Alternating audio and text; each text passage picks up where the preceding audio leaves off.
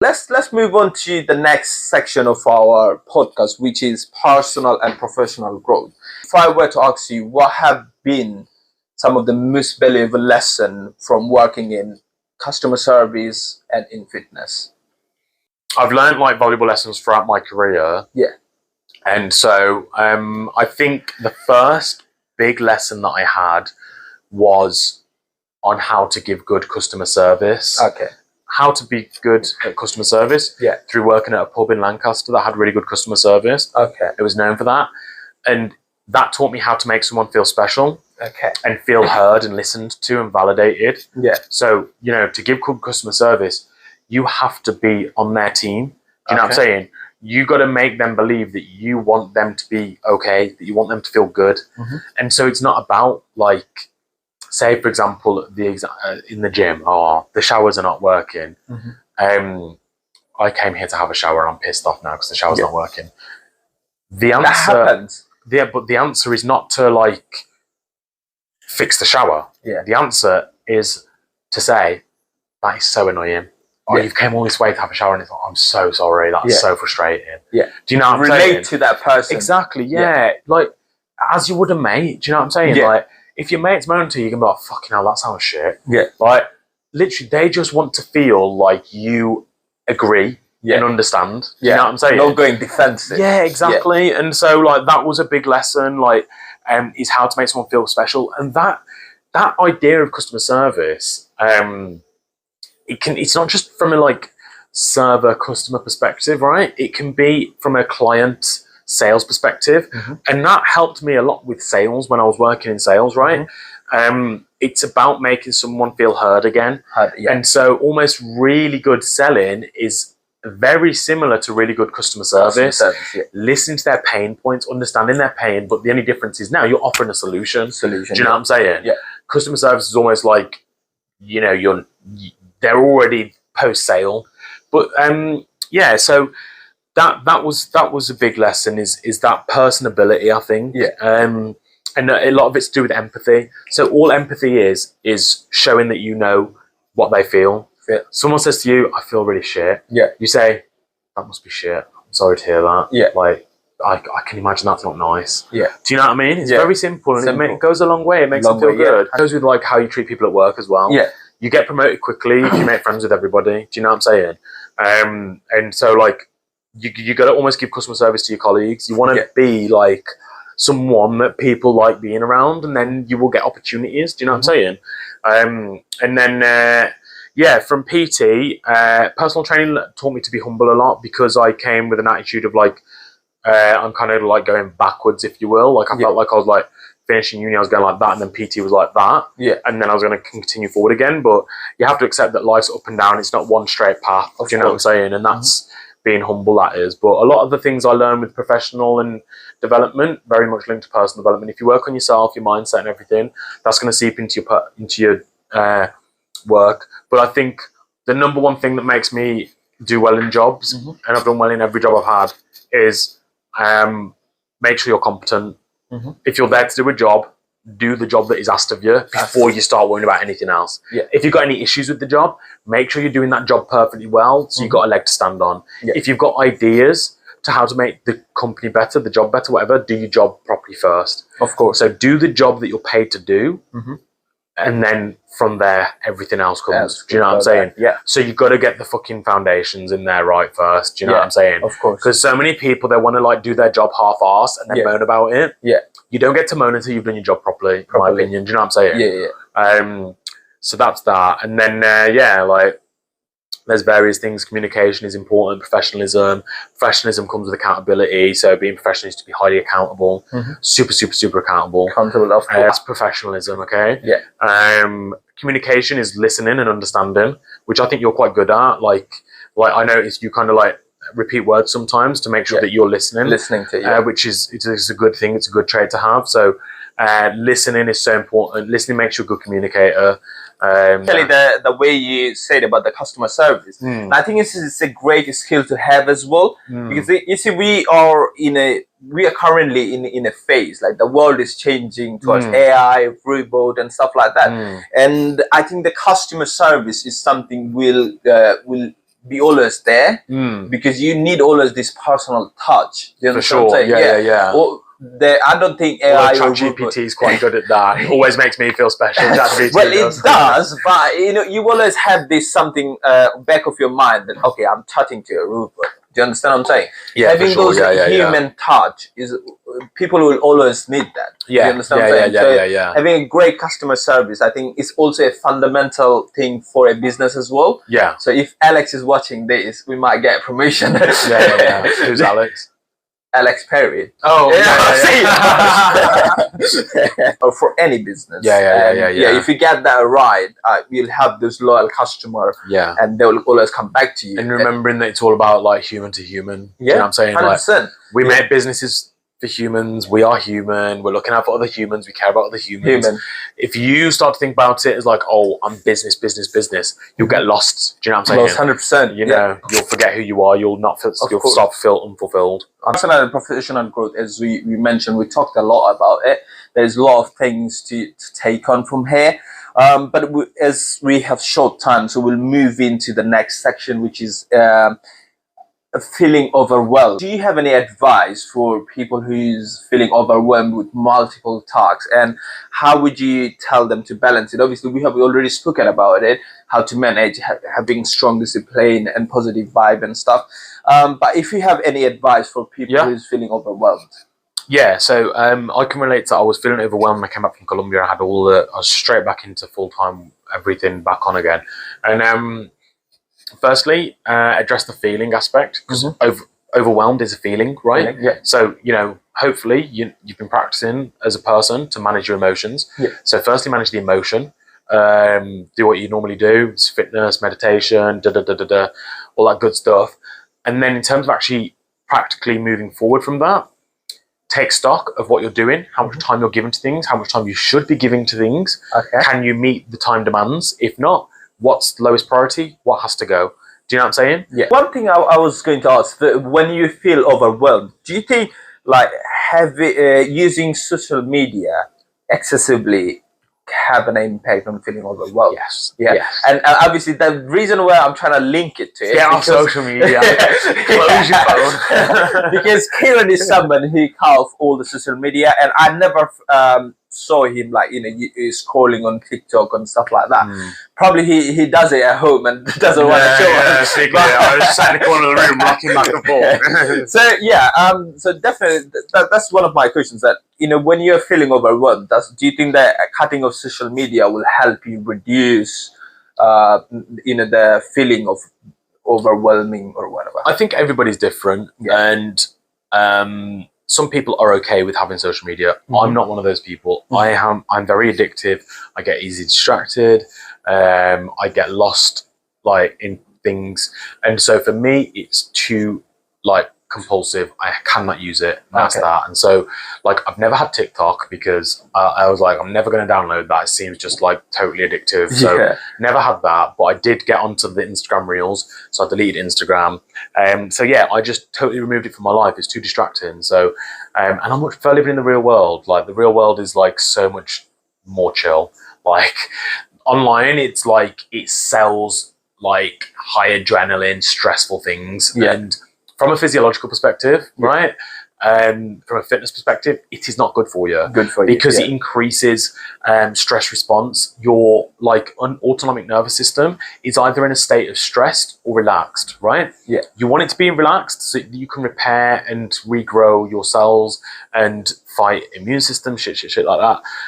If you're constantly in a state of low level stress, you're going to be hormones all over the place. Like you're going to be irritable. Like I really could not stress it enough. That being said, not everybody's social media environment is unique. So I don't think blanket rule like one should delete social media to reduce being overwhelmed. Don't think it's fair to say that that's going to apply to 100% of people. However, I think it would apply to probably 90% of people. So yeah, I would just fully recommend removing social media. I keep my Instagram account and then I log on maybe once a month, once every couple of months, because I felt bad I kept missing messages of people. And you know, there was people asking me for things and I forgot. Well, I never forgot. I just never saw it for like months. And then so yeah, You could do it like that. You can set timers on your phone and things like that. But all in all, I do think removing social media would be a good thing. Good thing. And it's coming from a personal trainer as well. So, yeah, I'll definitely take it seriously. And so I measure my clients' recovery, right? Yeah. So talk about that stress and whatnot. And one of the things I look at is for how stressed they are and how well they're recovering is, are you using social media a lot? Yeah. If they are, then I'm like, you know, you're worried about your sleep, but one thing you can do that's a lot easier is reduce social media. Social media. You know what I'm saying? And that's going to help you sleep better. Yeah. And we can link that to being gratitude. You know, my ideology is when you go to social media, everyone is posting the good things they have. And it makes you like want more and more. And you're never feeling this like being gratitude. Totally you see, I'm a person who uses social media a lot. I use TikTok, Instagram, Facebook, you know, Twitter, Reddit, everything basically. Yeah, but I do feel that way. As example, you see everyone is doing something unique, and it gives you like, oh, I need to do that. I need to do that. And you are certainly overwhelmed with everything. So yeah, these are really good advice. So if you can, you should limit your social media, and it will really help. I did try it, but as I said, I was really addicted to it. I think what you could do is you can apply rules to it. Yeah. And so to apply a rule to something makes you feel more in control of it. So for example, I do intermittent fasting when I feel like my eating's getting out of hand. Yeah. Because I don't, again, like I have like addictive personality and shit. Yeah. So sometimes I get binge eaty and like I do intermittent fasting. So just applying a rule to it helps. And there's actually studies that show that calorie restrictive eating can be beneficial, not for the sake of the actual number of calories, but for the fact that you're applying a rule to your diet that makes you feel more in control of what you're eating. Yeah. So you could apply a rule like, right, I'm not allowed to use social media on Tuesdays, Thursdays, and Saturdays. Like it deletes off your phone on a Monday night, you download it again on Wednesday. And then you're still on socials, you're not really missing much, you're still in touch with people, and then like you could be like still feeling more in control of the social media. And it might be that you have a really busy Wednesday and then you're like, shit, it's Thursday, I forgot to download it yesterday, and then you've gone 3 days. 3 days. Do you know what I'm saying? Or you could just do like a one-off detox. Right, I'm going off socials for a week. Do you know what I'm saying? It doesn't have to be an all-nothing thing. And bear in mind, that was my process. It ended up being that I wanted to stay off social media. That's that. But before that, I was like, I'm deleting it for a week, I'm deleting it for a month. Do you know what I'm saying? It was, again, experimenting, trying different things and so on, and then seeing what worked for me. So genuine, bro, for you, I would recommend I'll definitely one try, day or something like that. Yeah, because obviously at the moment what I'm doing is putting the in a digital time set. Does that work for you at the moment? So it does, but there are like a few apps that I still go beyond the time limit. So I'm trying to see what I can do. But the way you mentioned, I think some people might get benefited from that, like deleting for 2-3 days and download it, and then once you get used to it, probably you can get rid of that. But do you think that social media is all bad? I have to admit, I don't think it's all bad. I think there are good aspects to it, but I think the bad far outweigh the good. I'll be honest. The good aspects could include like idea sharing, knowledge sharing. I think knowledge is way more accessible than it used to be now, and that's really good for like more disadvantaged people that don't have access to knowledge that could improve their life. So there are instances where, for example, like I met a girl at Good Enough. She shares on social media to girls in Kenya about their rights to not like go into young marriage, things like that. There's an example of social media being good. So I do think social media can be good. I just think that it's more bad than good for the large part. And especially in our society, at least in London, I don't think it's overly, maybe not even London, but say like other cities in the UK, because there's massive inequality in London. There is in the rest of the UK, but it's particularly in London, there's huge inequality. So I do think, again, there's people that can benefit from seeing useful information. But other than that, you know, it's also creative expression, I think. But again, you'd have to be really social media savvy to curate your feed, if you will, the algorithm, well enough to make sure you're only getting the good stuff. Do you know what I'm saying? Yeah. Like, I'm lucky actually, when I download social media, all my stuff's just funny prank videos and shit. That's what I love. Like, I can scroll for hours watching that. Yeah. Now, I've been, the way you gave an example, I also have a story that obviously I'm not sure if you had about the recent change in Bangladesh. So obviously we had a prime minister. So she was in power for 15 years. All right. And obviously you can already imagine, like, if someone is in power for 15 years, it's not a really good thing having someone in 15 years. So there was not enough opportunity for other people to go in power and bring changes. So obviously there was a massive protest. There is a long story short, there was a massive protest, and the social media played a massive role. From the student, there was a thing called Long March to Dhaka. So Dhaka is our capital, and the people from all around the country marched to Dhaka to overthrow the government. So, and that happened so quickly because of social media. So there is a lot of good things, but as Kieron mentioned, that there is more bad than good. So we have to be really careful about that. Cool. That brings us to the end of our podcast, but we're gonna end it with a really special way, which is rapid fire. So I'm gonna ask you a few questions, and I want you to answer in really few words. Yeah. That's difficult for me. So it is. It's alright. I already looked at the questions. So in last podcast, I asked my lecturer that what's one book you would suggest to for everyone to read, and he couldn't find any because there is so many good books. It's really hard to pick one, and his answer was like, read everything you can. So, these questions sometimes can be hard, to be honest. You can ask me that as well. Yeah. One book. Yeah. Because there are many books to read. But I want you to be biased. But answer something. Because I'm fitness PT, I'm going to recommend Exercised by Daniel Lieberman. Okay. Really, really good overview of like consensus on how we should be treating our body and what the problem is with how society has normalized being inactive. Okay. So really cannot recommend that enough. Okay. Yeah. Can you mention the name again? Exercised by Daniel Lieberman. Amazing. And cool. It's like Exercised, something about busting myths or something or other. Okay, cool. I'll try to find the link and put it in the caption as well. Yeah. That was one question done. So next questions would be rapid fire. What's your go-to workout when you are short on time? I would say either pick one big compound lift that you're going to smash if you're looking for like a resistance session, or if you want like a CrossFit workout. I do EMOM, or recently started doing ladders. Discussed that with Mark. He was telling me about them, and Chloe actually was telling me. So an EMOM is you select like 4 or 5 exercises, maybe 6 that you're going to do. You do them like say 10, 20 reps every minute on the minute. Then you do like 5 rounds. That's like 5 times 5 is 25 minutes. Do you know what I'm saying? Yeah. Or you can do a ladder. You'll do like X amount. You take a minute to rest. You do X amount, a little bit less, take a minute rest, a little bit less, take a minute rest. And that adds up to about 20, 25 minutes as well. Amazing. If you could train anyone in the world, who would it be?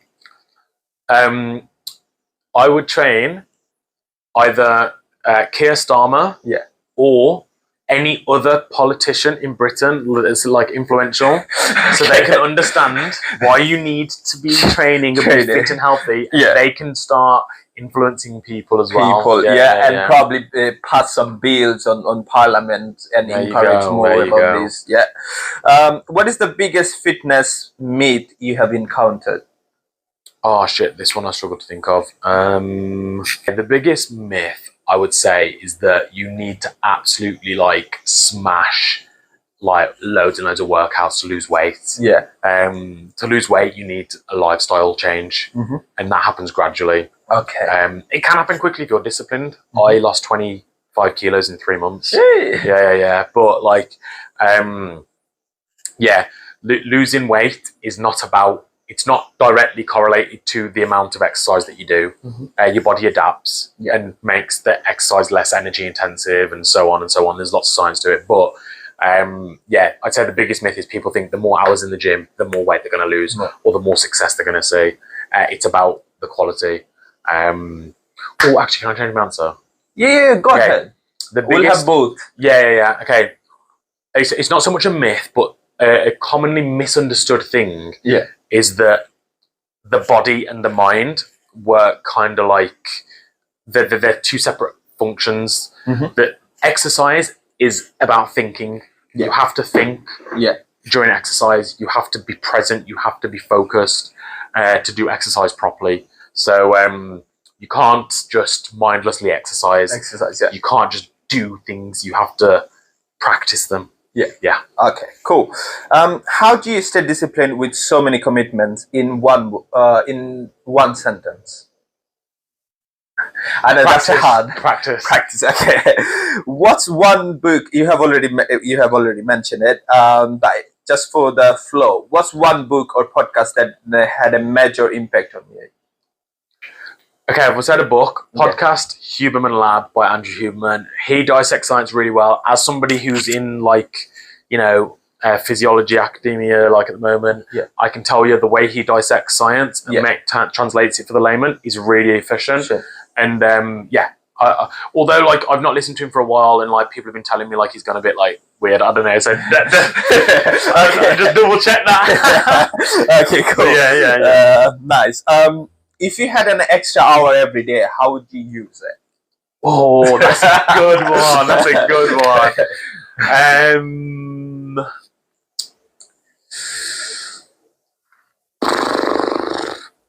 I would have just slept.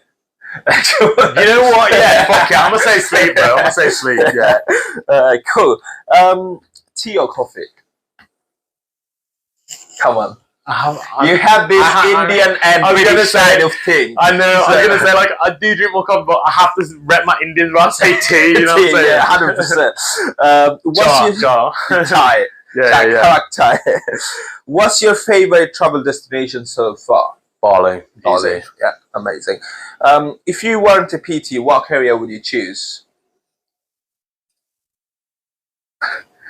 I know there is one thing we didn't discuss yet, and I'm going to ask him the questions. He wants to be a politician at the end, like me. So we're going to discuss about that. Okay, but at the moment, if you are not a PT, what would you be? Something in healthcare. Okay. Maybe I would say, yeah. Okay, cool. Obviously, you are studying the physiology. Yeah. So, that's a different thing. One tip for someone like me want to start their fitness journey. One tip. Personal training. Nothing help personal training. One tip. Yeah. Ask for help. Genuinely, everyone in the gym wants to help people. Trust me. So tell people your problems. I should have said that earlier. Just general advice. Express your problems. Be open about your problems. Don't hide them. Yeah. People offer you help, but you have to get good at filtering advice. That's one thing I learned at Pure Gym. Actually, everyone was giving me advice. Yeah. And not all the advice is good advice. Good advice. A lot of the time, advice is projections of what they wish they'd done different or something like that. So be open. So tip for getting into fitness: ask for help. Ask for help. Yeah, but just to give you, I like arguments sometimes. So I'll say if you're open about your problems, is it not become your weakness sometimes?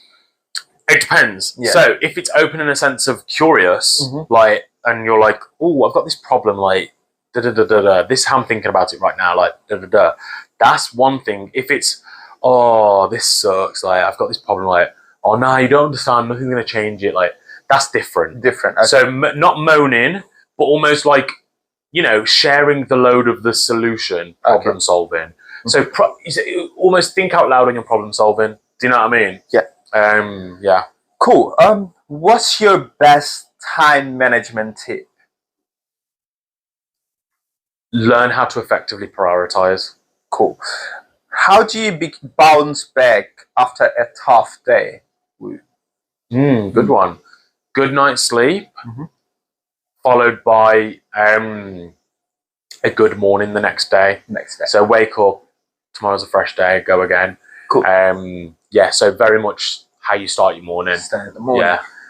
Now, just obviously we are about to finish, but before we jump into the conclusion, I'm really interested in know. You mentioned about the politics in your, after probably 20 years, you jump into politics.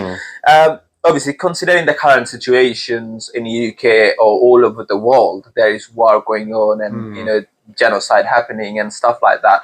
So, if you were a politician at the moment who has a really high influence, what are the three things you'd have make a change in worldwide? Like, as example, assume yourself Keir Starmer right now. Yeah. I would have like a very like local focus. So I don't really know much about world politics, if I'm honest. So I don't think I'd be able to say like what I would do worldwide. I wouldn't want to because I don't really know much. Like if I'm just totally honest. But UK wise, I would implement policy towards improving the health and fitness of the UK. Okay. Number two, I would work on other aspects of inequality. So, for example, like in the UK, it's massively about class, in my opinion. So that's one aspect through which I think I would improve the livelihood of people like from lower class.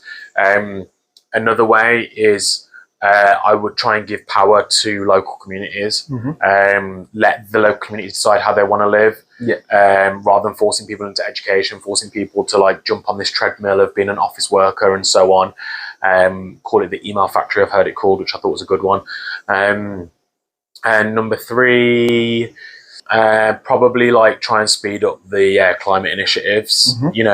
Actually, do you know what? Like, rather than that, like just actually not follow suit of what everyone else is doing. Just be like, lads, let's get back to the drawing board here. Let's think of something totally new. Let's think of something creative and novel. Do you know what I'm saying? So like, I'd like to put in creative new ideas, not just like the same old shit. So when I'm saying like some sort of climate thing, I'm saying let's totally think outside the box. Do you know what I'm saying? And just, get a bit something new involved, man. Like that. That's it. I know that's not like three like very like exact things, but these are good ones. Actually, because if you don't fix your own problems, like going outside, like what are you gonna do? So obviously, focusing on your country first. These are really good things. Obviously, I'm hope that Keir Starmer will take note. Well, he lives around here, bro. We're in distance to right now. So do take note, Keir Starmer. He's my MP, bro. I'll write to him. So that brings to the end of our discussions. The episode of Student to Strategist. So I want to say a massive thanks, Kieron, obviously, for your time. And it was a long talk, obviously. Although the episode probably not going to be 1.5 hours because I'm going to cut a lot of it. Yeah, of course. But it was a lot of time. Unpaid work. So, what happened today? So I hope that you found this conversation a little bit inspiring. Mate, I really enjoyed it. I think it's always good to talk about these things, and you got to remember it at the front of your mind. You know what I'm saying? And I really appreciate you inviting me, mate. Thank you so much. And mate, honestly, mate, I think what you're doing is great, and I think like you've got all the fucking like ingredients to be super successful. Like everything you're doing, like. You're so much fucking wiser than I was when I was 22. Like, honest to God, mate. Like, so that's you being humble, bro. Not just.